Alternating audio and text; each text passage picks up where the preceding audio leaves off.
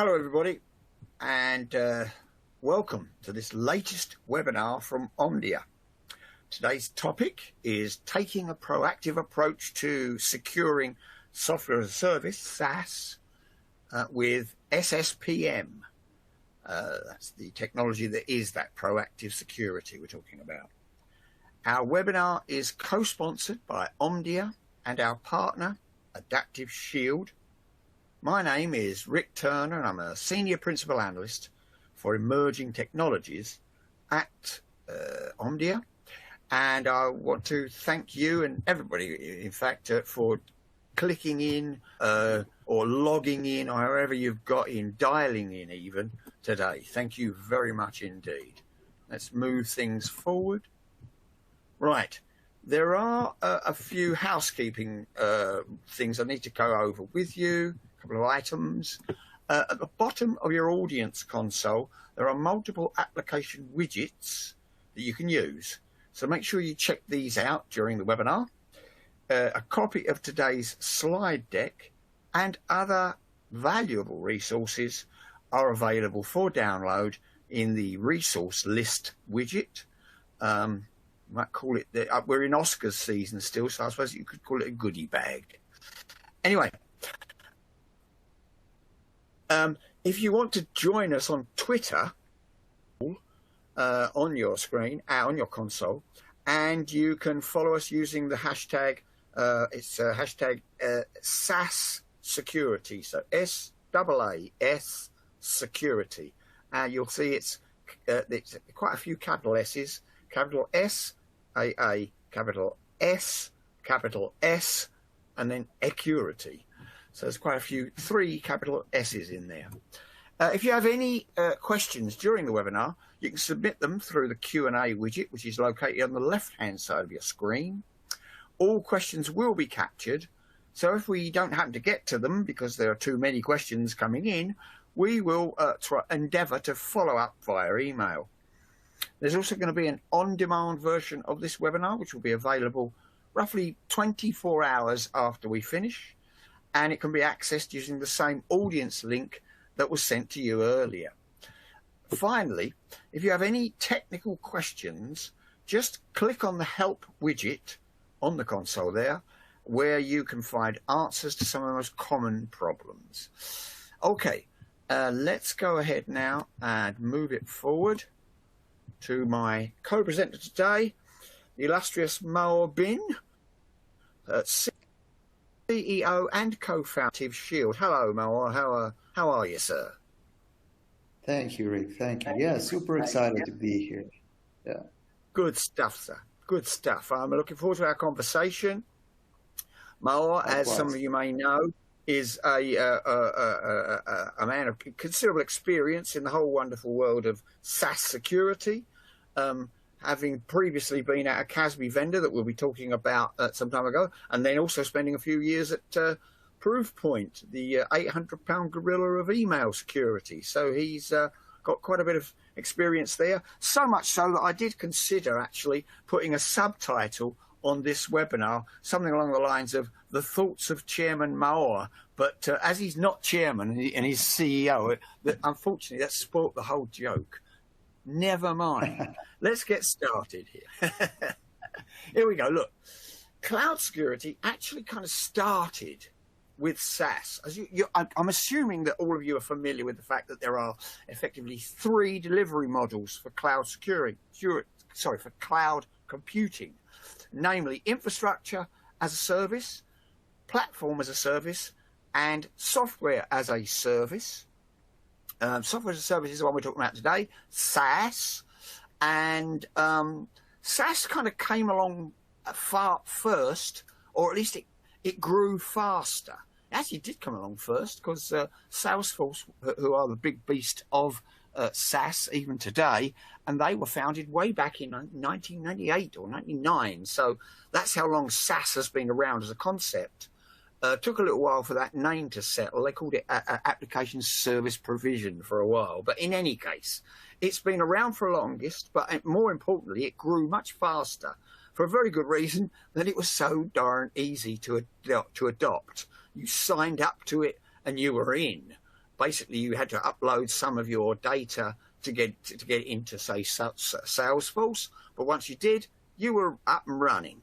And of course, you could do it even if you were in a business unit. You didn't have to get the sanction or the permission of your IT department, which made it wonderfully easy. And you therefore had a proliferation of SaaS applications popping up across the organization, often without folks even knowing. I mean, the people in the IT department didn't have a clue about all the different SaaS applications that individuals in the different business units might be using on an ad hoc basis. No one was telling them. So that up grew the concept of shadow IT. In other words, all this IT that was going on in the shadows. And so fairly early on, I suppose, really, what would you say, Maor? My thinking is CASB as a concept really kind of pops up 2014, roughly. Yeah, exactly. Something like that. Yeah. So, I mean, that by that time, I mean, the SaaS revolution had a decade and a half already, and there were more SaaS application providers than you could shake a stick at. I mean, from Salesforce in '98, we had the big beast Microsoft joining the fray in 2011, I think it was, with Office 365, email as a service, email software as a service. But there are a million others by then. And by 2014, it had become such a problem that you start seeing popping up these guys coming along with Cloud Access Security Broker technology, CASB. Most of the acronyms that you see popping up during this conversation, or acronyms and initialisms, I should say, to be more exact, are all Gartnerisms. They're all created by my big competitor, Gartner. They get to baptize each new segment as it pops up in the market. So we're using lots of Gartner speak here. But nevertheless, CASB was a big event in cloud security. It was the first major cloud security category to emerge. A bunch of startups spreading across the three main areas of security technology innovation, namely the West Coast, well, Silicon Valley, the Greater Boston or Lower Massachusetts, and Israel being the three main centers of innovation in security. And all of them saw one or other of these CASB vendors popping up. There were about 20 roughly at one stage in the mid-2010s. And fairly soon after that, they all started getting acquired. Oh, I should also add that there were even two phases of CASB. You can talk about CASB 1.0 and 2.0. 1.0 was to restore some visibility into the shadow IT, so you could at least, in the IT department, see what there was that was being used in your organization. But fairly soon after that, no surprises, the guys in the IT department said, that's great. Any chance we could also control all these things we can now see? Could you impose read-only rights, access rights? Could you impose encryption on certain documents that are going up to, I don't know, Box or Dropbox or any other places? Even certain fields within Salesforce. All of these things then began to be provided by the CASB guys. So the kind of latter generation of CASB vendors all started doing that. And as I say, it very soon became clear that it was so important that most of these startups got acquired and disappeared into the belly of much larger entities, such as, I don't know, Palo Alto, Cisco. Everybody bought themselves a CASB. Trend bought one. I think Symantec ended up with two, if I'm not mistaken. And of course, Proofpoint was another one. Well, and that was your outfit, wasn't it, Maor, which was Fire Layers? Yeah. I used to work in Fire Layers back in the day, where we had a CASB, one of the first CASBs in the world, which the main use case obviously was around data security and event kind of analyzer. Yeah. So there we are. That's the CASB revolution and the land grab that followed.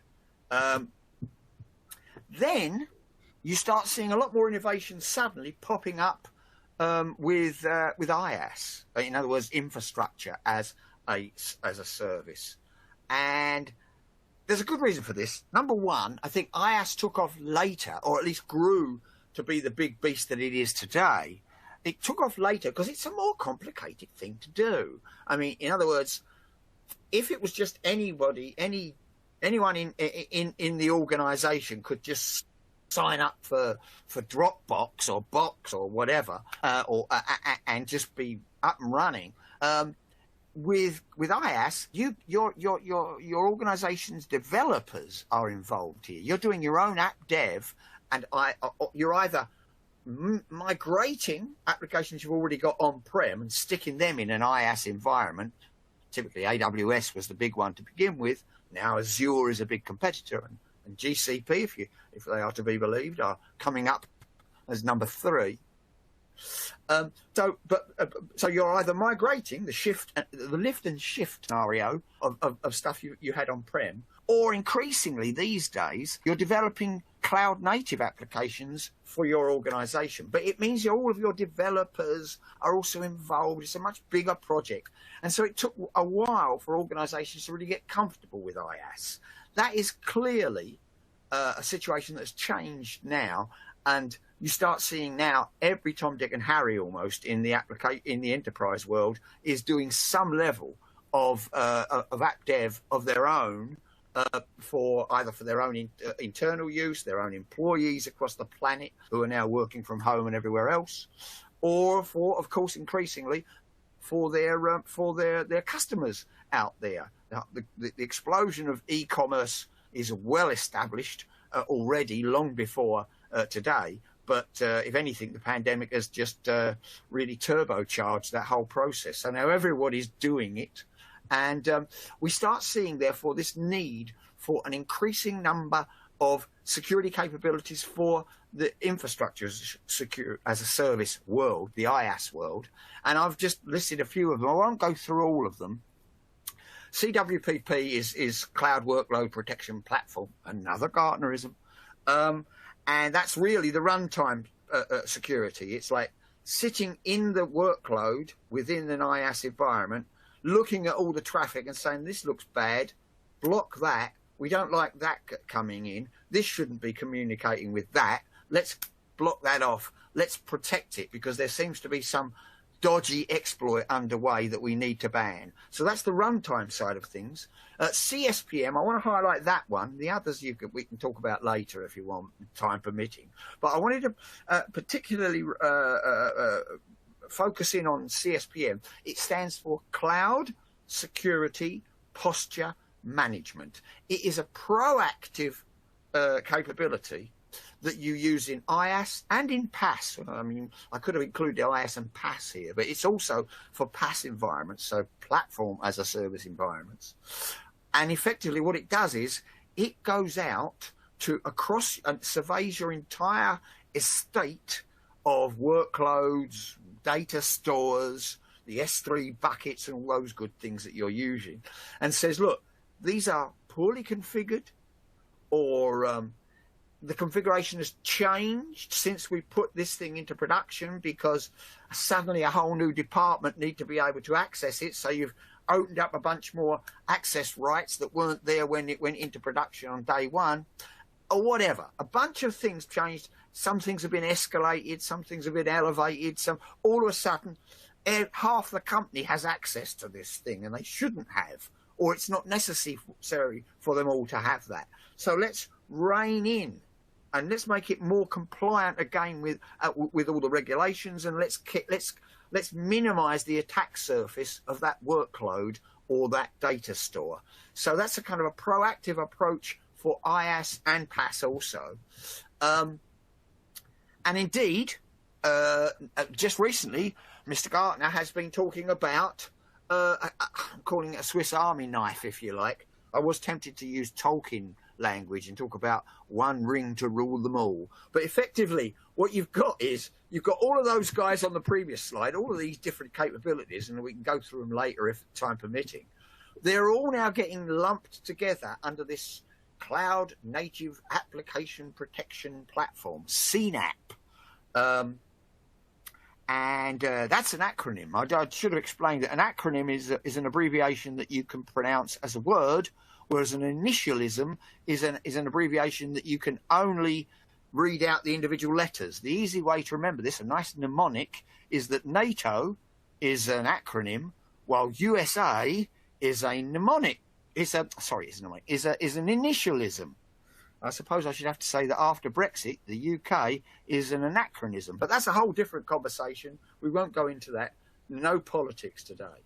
So look, CNAP brings them all together under one umbrella. And there'll be some advantages in terms of being able to buy it from one vendor. Potentially also, though, if you're sharing telemetry, data, information from all those different bits over here and sticking them all into a common back end, you might be running some analytics over them and be able to improve the security posture of your company overall.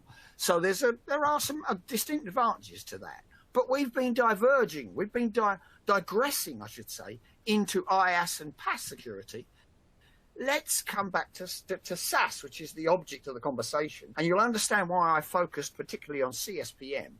CASB, of course, is a reactive technology. It is only enacted when a user, at the point where a user requests access. Is this guy entitled to access this? What's the level of his access rights? Can he upload stuff to this? Can he download stuff from that site? Can he make changes to the stuff that's on Dropbox or wherever? Do they need to be encrypted? All of those kind of questions need to be asked. Or should we just simply block him outright because he has no right at all to be on this thing? But that's great. But what about getting proactive with SaaS security? Which brings me neatly to SSPM, SaaS Security Posture Management, which is essentially, I mean, look, is it reasonable to say this, Maor, that SSPM effectively does for SaaS what CSPM had already been set out to do for IaaS and PaaS environments? Is that reasonable? Yeah, I think it's fair to say that, but I think, as the times evolve, we add in more and more capabilities into not only, going inside and looking, at your security misconfiguration, but the whole solution to, evaluate your entire SaaS security hygiene, which could include, information from devices, third-party applications, add-ons that you might have, users, identity, all these kind of stuff that you need to do and have access into configuration in your SaaS environments. So, yeah. Got it. Okay. So you see there's quite a lot more to it, guys. And we'll go into that a bit more detail in a minute. Now then, here, look, this is a real quick kind of whistle-stop tour type of definition here. Do you want to run through this, Maor, rather than having them listen to my horrible Cockney accent for 5 more minutes? Go over to you to just run through this one for me, mate. Sure, of course. So, when you talk about SSPM, I mean, the idea is to create some sort of a source of truth of all your SaaS application. And when I talk about all SaaS application, I really mean all of them, because it's not, not enough to, address just a handful of application in your environment, or just going after one use case such as files or events or, whatever you need to do. You have to assess all SaaS security risk and identify all the things or all native security controls that you can eventually affect or control them. And by doing that, you're actually maintaining some sort of a continuous hygiene across your environment, which is kind of the same process where we're doing other assets that we're protecting, like endpoints or, servers. You mentioned IaaS before, right? So we all understand that we need to do it for endpoint or service or our infrastructure. But, when it comes to SaaS application, it's much more complex, right? Because we sort of not own the environment, right? We just use, a credit card, and, register, and there we go. We have a SaaS application. But all these SaaS applications, they actually, expose native security control, which is your responsibility eventually to go ahead and make sure it's aligned with your security policy. Right. Got it. Yeah. Look, that's a good way of getting us started in here. Oh, and perhaps another interesting point here. Why is it then that neither CASB nor CSPM address this issue? Well, first of all, as I said earlier, CASB is really reactive, so it doesn't go and look at the whole environment and tell you where things are a bit awry, where things need to be tightened up, where changes need to be made. And CSPM doesn't really address the SaaS environment at all. It certainly addresses IaaS. I would argue it does some level of access or some level of analysis on PaaS, but certainly it's interesting that your diagram here, Maor, you're specifically putting the blue circle round both SaaS and PaaS as the responsibilities of SSPM. So you guys, although you're called SaaS SPM, you're doing PSPM as well, right?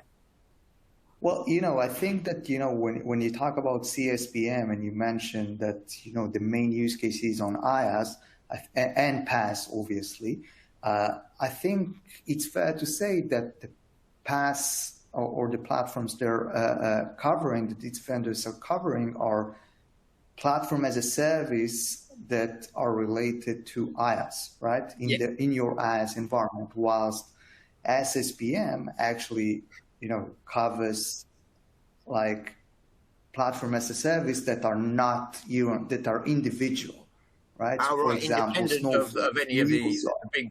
Yeah. Now that's an interesting point, and I shall follow that up later. That's a very interesting point because, of course. Yeah. In fact, we did have a question. I know we're not in the Q&A section, but John Birch actually asked if we could repeat the names of the 3 cloud computing delivery models, and you've got them here, John. So it's kind of preempted my answer, which is IaaS, PaaS, and SaaS. Again, I'm going to repeat there: infrastructure as a service, platform as a service, and software as a service. If you think of it like this, the easiest way to look at these guys is to say, look, infrastructure as a service, we provide you with all the infrastructure that you need, but you're going to decide which hypervisor you're going to use. Maybe am I right in thinking? I can't remember now. Maor, does IaaS go? Does it? How far up the stack does it go in terms of what they provide you? You choose the operating system, don't you? The operating system, yeah. The IaaS. Yeah, usually when you talk about CSPM product, you need to get a CSPM product that does more than just going after configuration on your IaaS environment, but also go deep inside your service and OS and report on vulnerabilities as well. Because when you talk about proactive, right, and this is you have to make sure you address the risk in advance, right? And it's the same with SSPM too, right? Yeah. Got it. Right. Yeah, John. If you want some more detail on those 3 different types of cloud computing, reach out to me separately, and I'll forward you some stuff on it because I've got a nice chart where it lays out the differences. Suffice it to say that SSPM is the one that, in a sense, that SaaS, I should say, not SPM. SaaS is the delivery mode that requires least effort from the customer, because everything all the way up to the application is being provided by the cloud service provider. All you do as the customer is define what data is going to go into that service and who has access to it. So that's the limit of your concern. Whereas with the other ones, IaaS and PaaS, you've got far more responsibilities in order to get them up and running. So, but of course, that also means that SaaS is far easier to develop to adopt. And that also explains why there's a need for SSPM, because everybody can adopt it, like throughout the organization. And not only do you need visibility into what they're using, as you got with CASB, but you also need to start exerting some control of who can access what, which is kind of where SSPM comes in here. So that's a bit about that. Right. Oh, yeah, I've got now. Okay. SSPM use cases. Do you fancy running through this one, Maor, and I'll dive in as we go? Yeah, sure. So I think that, as we touched before, the main use case is obviously, going after misconfiguration and get this visibility in order to, remediate them and have, this proactive approach. Now, when you talk about misconfiguration, so, and you talk about SaaS, everybody likes to think that, it's all about data security, but you have so much more in SaaS than just data security. So, for example, multi-factor authentication is a common use case, or access control issues, or even, there are in some platforms, even the capability to bypass, multi-factor authentication by design, whether it's, by legacy protocol or for, resilience and robustness of your environment. So you need to make sure, a proper control is being, set up in your environment. Going over to, third-party application, again, going to the endpoint analogy, right? Everybody understands that they need to do some sort of an application control within their endpoints, right? So, in fact, you need to do the same process in your SaaS environment. This is where, you have all these little add-ons, users are getting permissions or granting permission just for, stuff that they didn't realize exactly what they're doing, or going over, each and every permissions. And go over again, over privileged users and permission settings.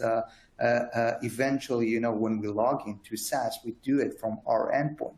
So you also need to make sure that, your endpoint posture is in line, and the users, the strong users, are being covered.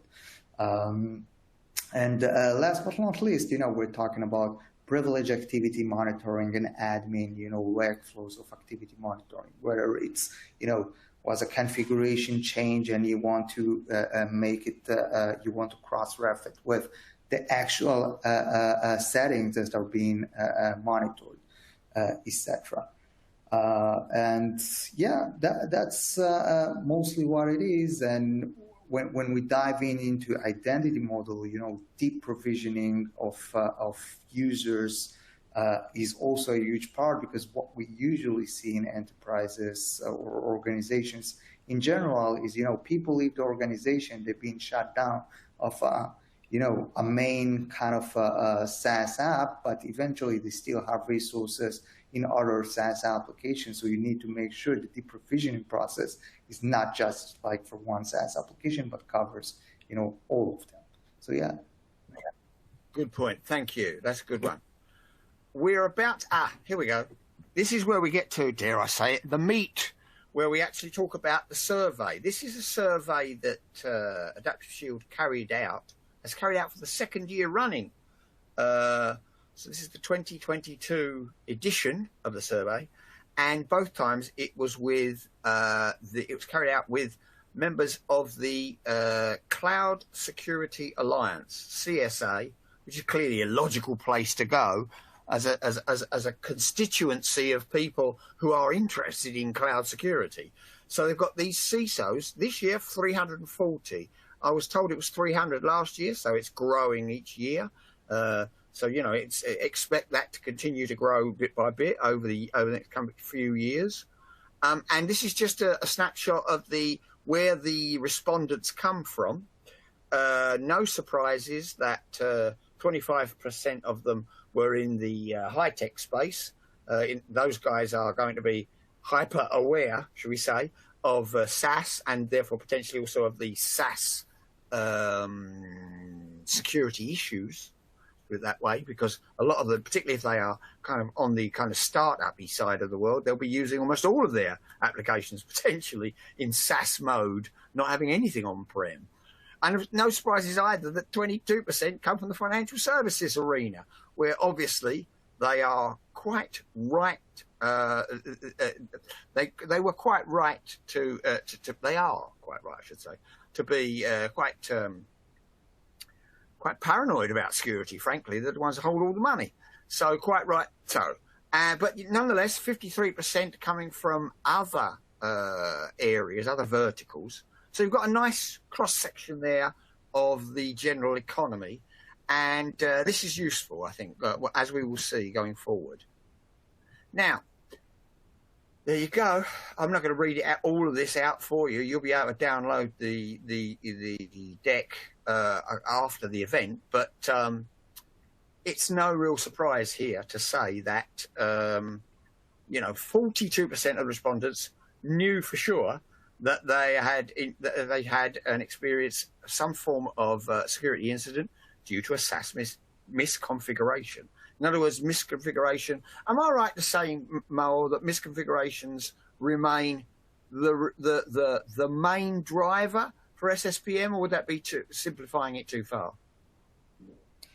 No, I think when you talk about SaaS, I mean, this kind of data point isn't very surprising, because, we were always talking about that, configuration would be the number one, attack vectors or kind of away from like number one threat for companies, when you're talking about cloud security, right? So what we're seeing here is, configuration in SaaS, and what I usually like to say when I talk about this finding or in general, that really small mistakes can lead to a very, very serious problems in your SaaS environment, can lead to, account takeover, data leakage, and more stuff that we hear about, each and every day, right?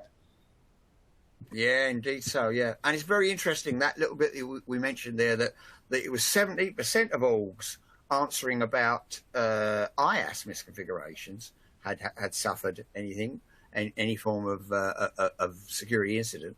42% on the SaaS side, plus the 20% additional who just didn't know for sure. Oh, I don't know. Maybe I did.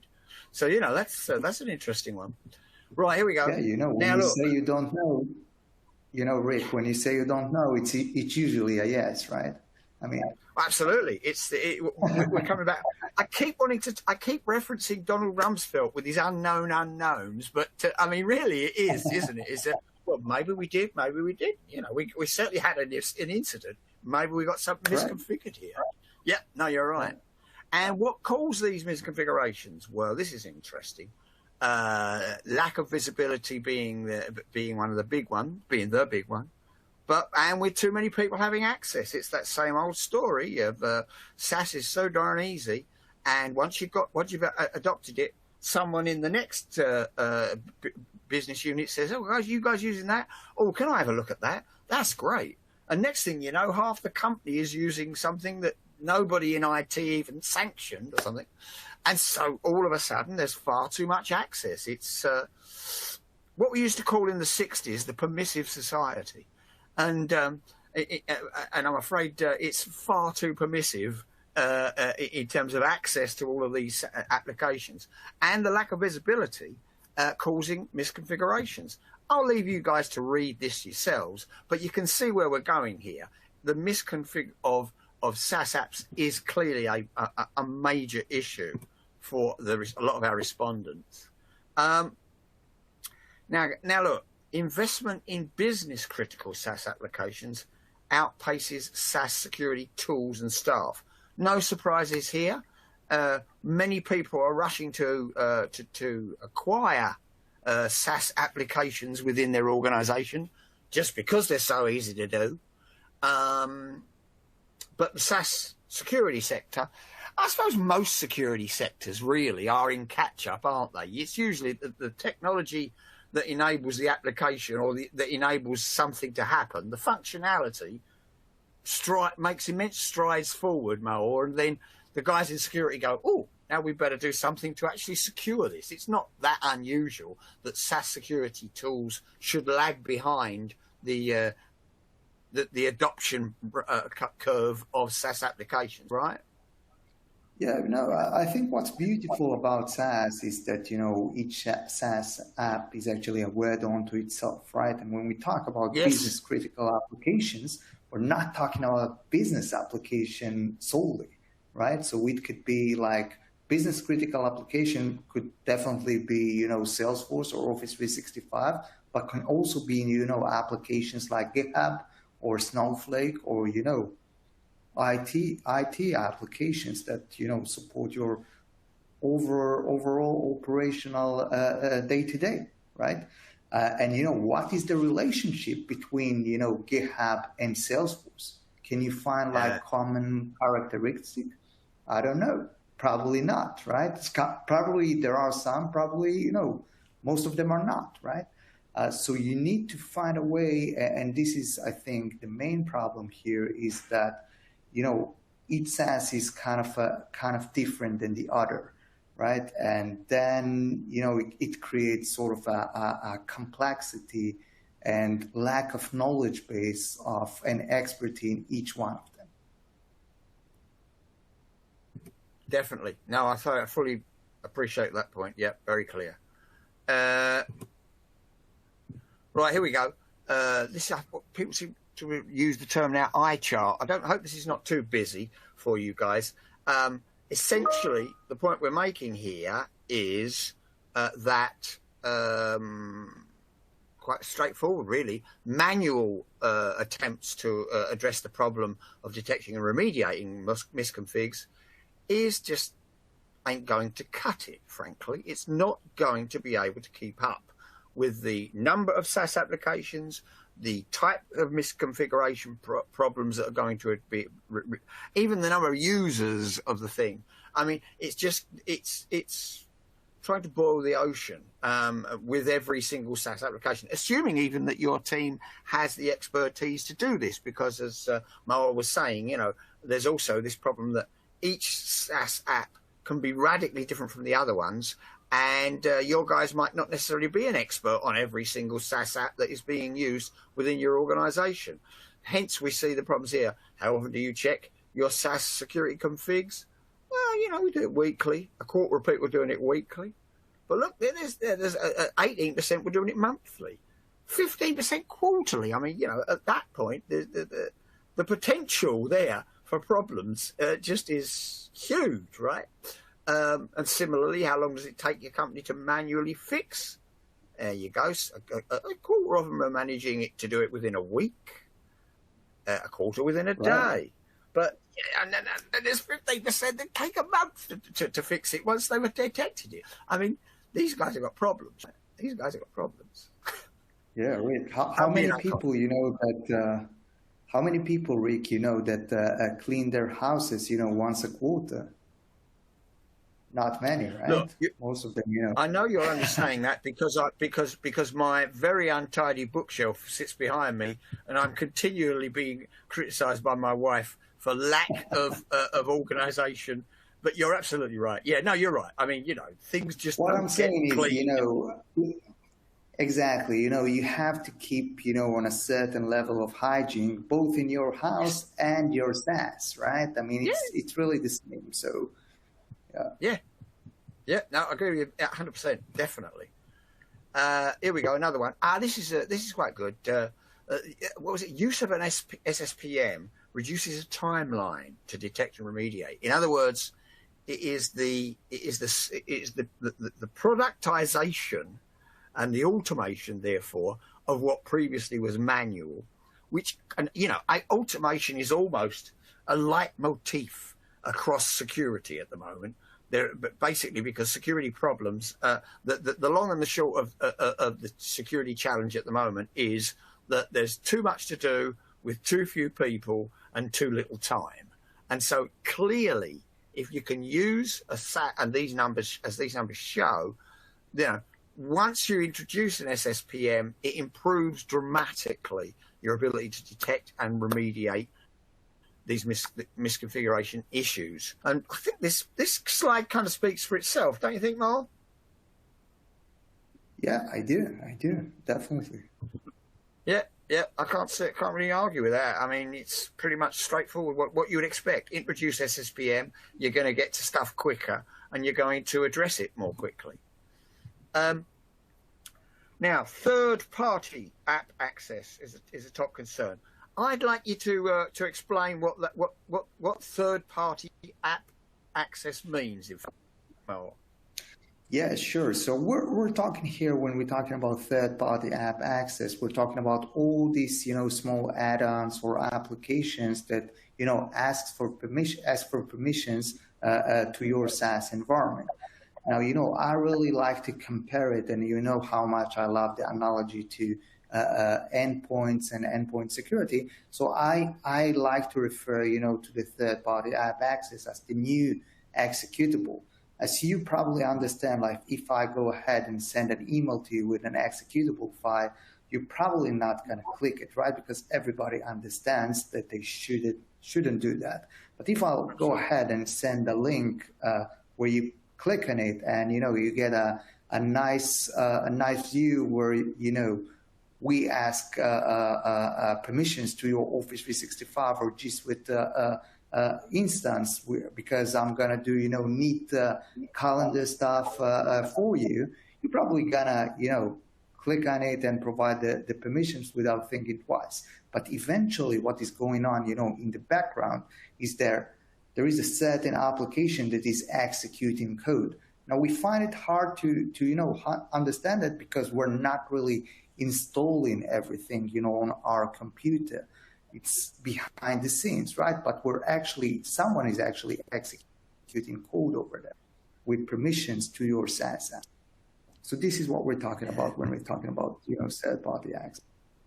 Yeah, absolutely. Yet again, it's the late great Donald Rumsfeld. It's the unknown unknowns.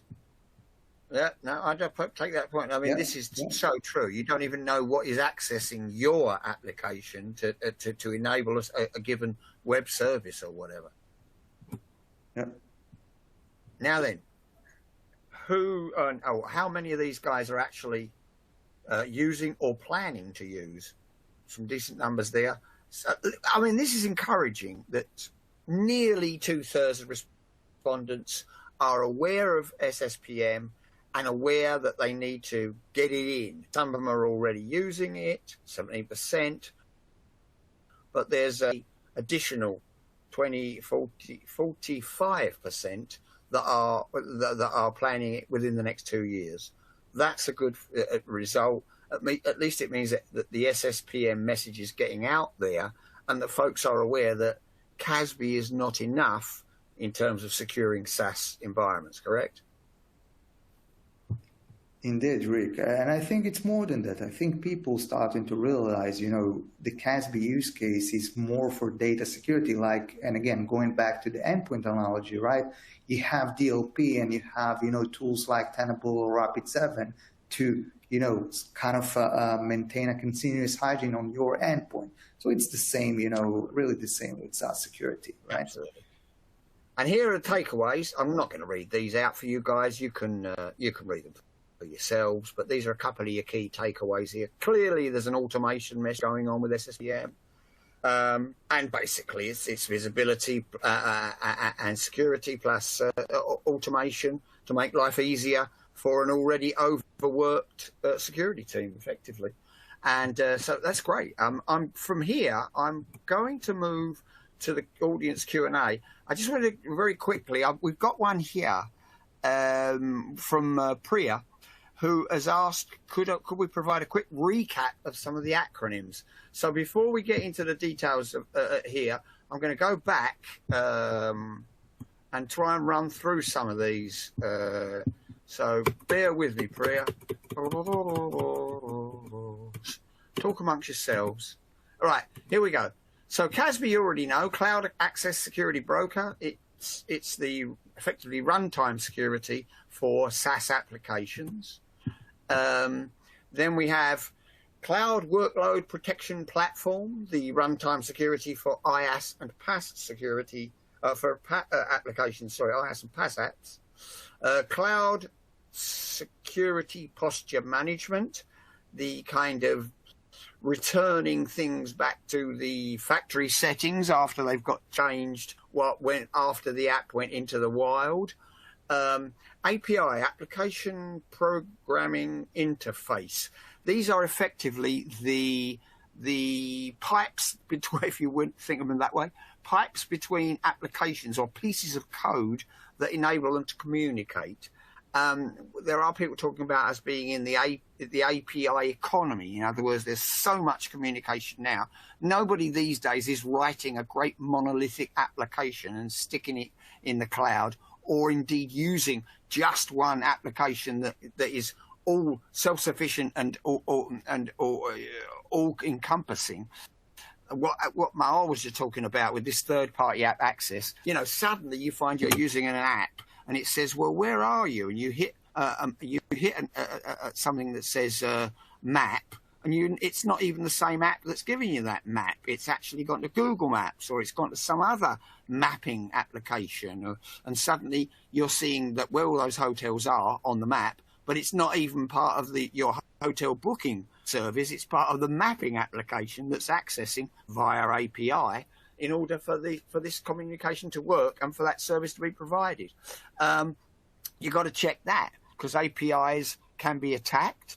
People can make bad API requests. So you have to have some kind of runtime security for the API. And if your team is writing its own APIs for your own internal applications that you're developing for the cloud, similarly, you may have misconfigured the API. You may have written it badly, in which case, again, you're going to need to do some proactive checking before you push that API out into the wild and it starts operating and someone discovers it's got a problem.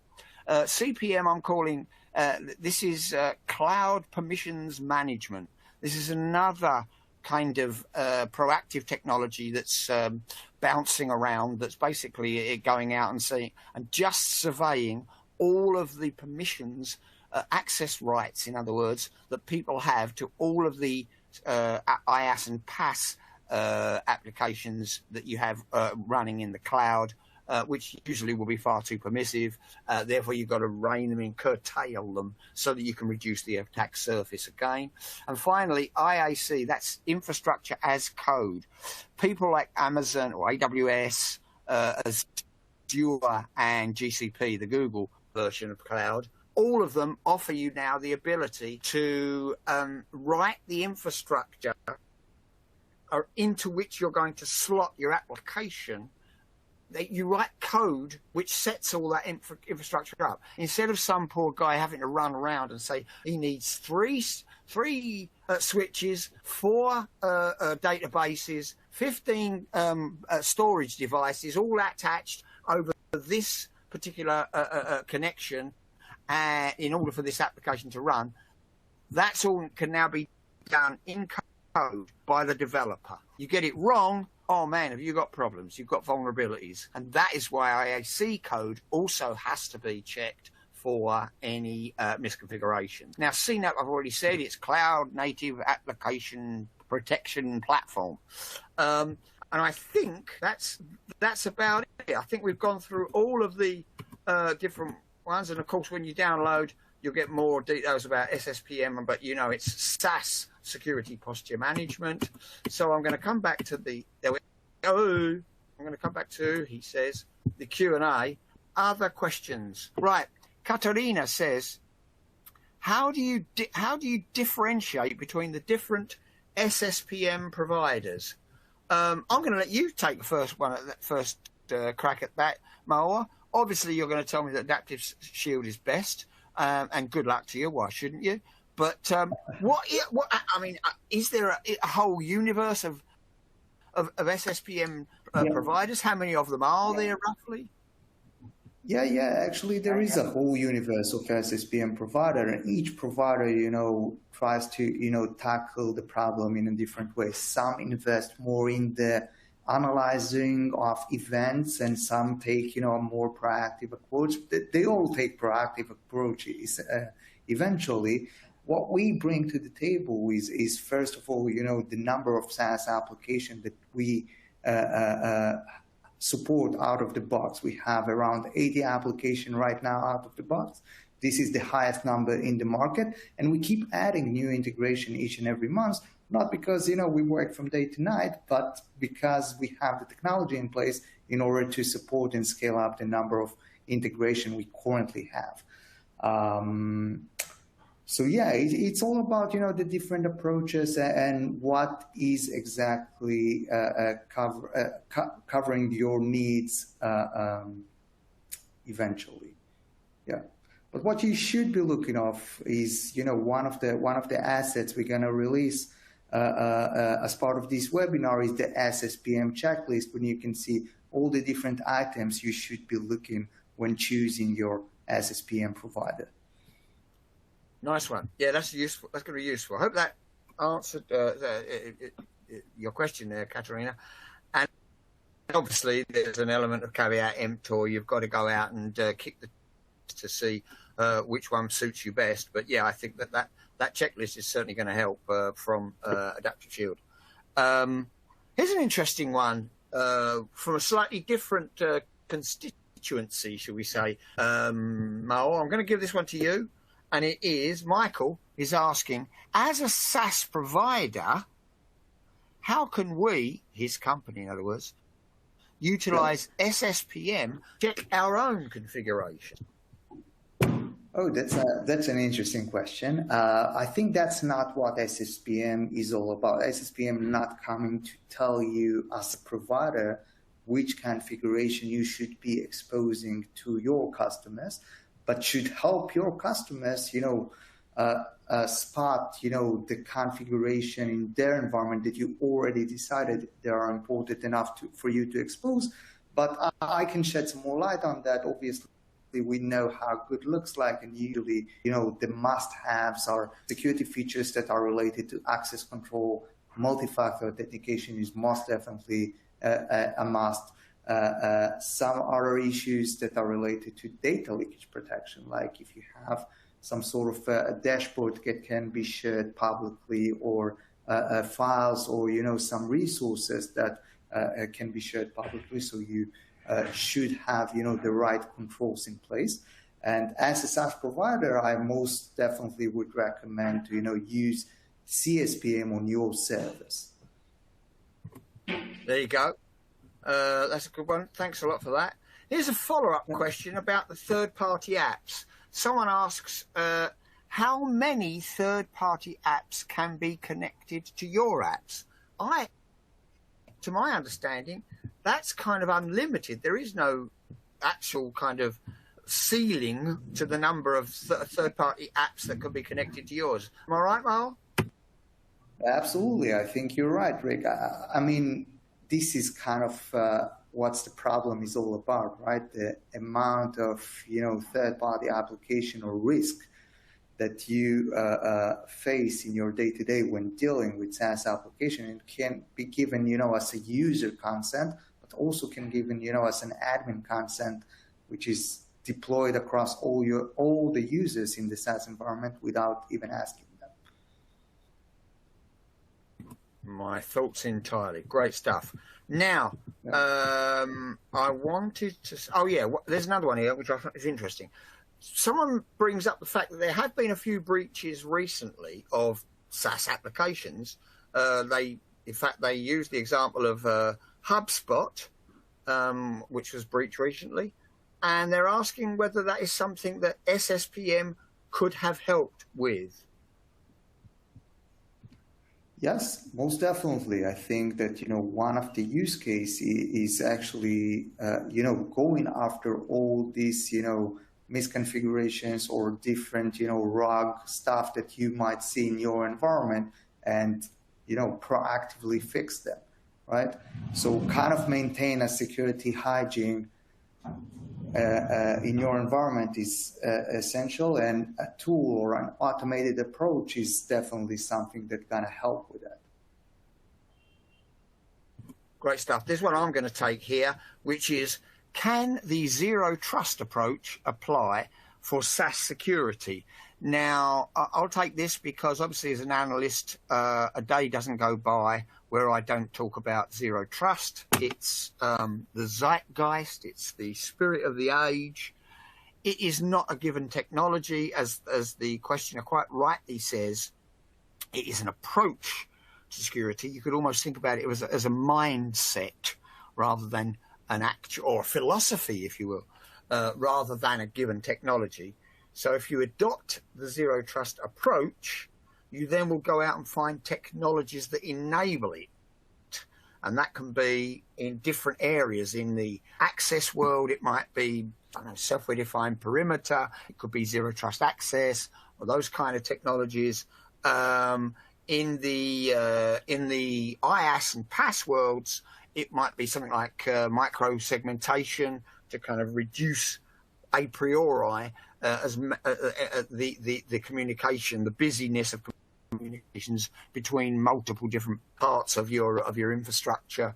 And yes, definitely in SaaS security, I would argue, I don't know if you would agree with me, Maor, that in a sense, SSPM as a proactive approach to SaaS security is kind of an enabler of zero trust, in as much as you are enabling your customer to reduce to the max provided they use SSPM correctly, they will be reducing to the max their attack surface and tightening things down as far as possible. Would you agree? I mean, is that a reasonable assertion that SSPM is informed by zero trust thinking? Yeah, definitely, Rik. And I tell you more than that. I think, one of our customers recently, told me that, he considered, SSPM to kind of be a zero trust optimizer, right? Because you can see all the different stuff that you need to do in your environment, whether it's, defining IP ranges for access control, going after, devices and look for privilege roles and cross-ref it with your device posture, right? So all these kind of things are kind of contributing and optimizing your zero trust approach. We should, today, probably every organization should take. Excellent point. Look, it's the last one. Do you have any examples of SaaS misconfigurations leading to breaches? Anyone you can quote? Anyone that's in the public domain that you're looking about? Of course. Listen, a common example that I always like to talk about is, brute force attack and threat actors, try to take advantage of, a feature, right, that a SaaS provider enabled and turn it out to an attack. So, abusing these legacy protocols in Office 365 or, other email providers are actually one of the common attack vectors that we see, out there in the wild. Now, taking the proactive approach, what you can do is to go over, all the people or all the users in your organization that have these legacy protocols enabled, and tools like SSPM should help you, understand whether they actually need it or not. And if they don't, you should most definitely, shut it down. And if they need it, so add some, compensating controls around it. So yeah. Perfect. That's great stuff, Maor. I think we are running close to the end of this, of the 60 minutes. I'd like to again invite everybody who's been kind enough to listen in to download all of the everything in the goodie bag, really, which includes certainly the full, so that you can pore over it yourselves. Also, of course, grab the slide deck, which will be available. And indeed, if you just can't get enough of us, then by all means, listen again to the pair of us, or watch us if you'd like to hear us or go over anything that we've gone over too fast that you needed to listen to again. It might be that I don't know. Share the link with your friends in the company, in case anybody else might benefit from hearing this webinar.